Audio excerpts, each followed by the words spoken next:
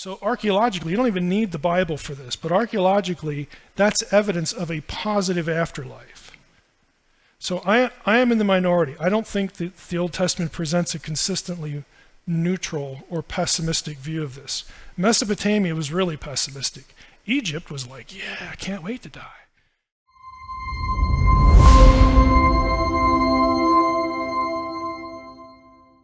Reading, and then again tonight you mentioned it, but so my question is, where does the Ruach go? Are you talking about like upon death and all that? Upon death. Yeah. Well, let me give you the majority view here, and it's also the majority held by, I think it's fair to say, most evangelicals when it comes to the Old Testament.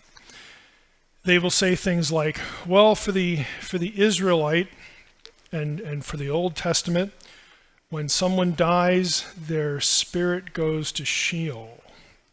Sheol is the biblical Hebrew term. It's fairly frequent. That can be translated the grave or the underworld. Okay, so there's the grave, the thing you put the body in, and then deeper within the earth is this holding tank. Okay, it's the underworld. It's Sheol. It's the place where the dead go. These are metaphors for the afterlife.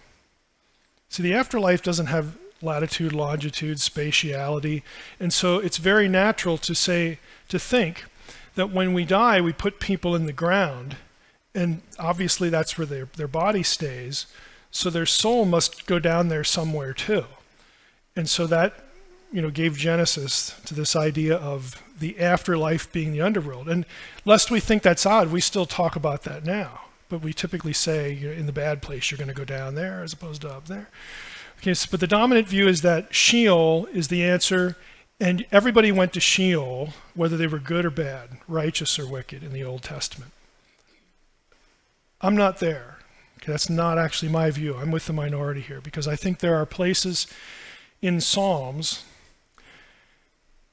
and outside of the Psalms as well, where the Old Testament person who was righteous at least had the hope that when I die, the Lord will not leave me in Sheol.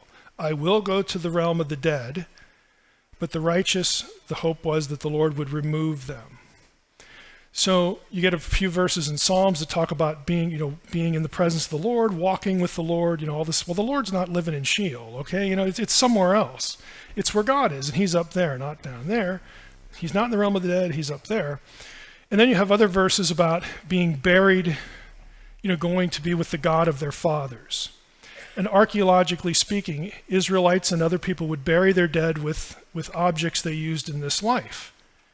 Okay, that tells you they believed that there was a conscious existence beyond this life that was, it wasn't like they were giving them fire-resistant suits, buried with them, okay? That they would give them things that they enjoyed, food, pets, toys, because the assumption was they're going to use these things in the afterlife. So archaeologically, you don't even need the Bible for this, but archaeologically, that's evidence of a positive afterlife. So I am in the minority. I don't think that the Old Testament presents a consistently neutral or pessimistic view of this. Mesopotamia was really pessimistic. Egypt was like, yeah, I can't wait to die. Of course, with the Egyptians, it started out with that was only Pharaoh.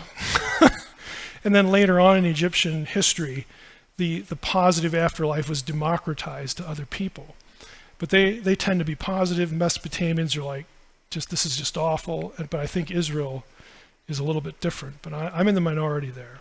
Now, when you get to the New Testament, Paul says things like, to be absent from the body is to be present with the Lord.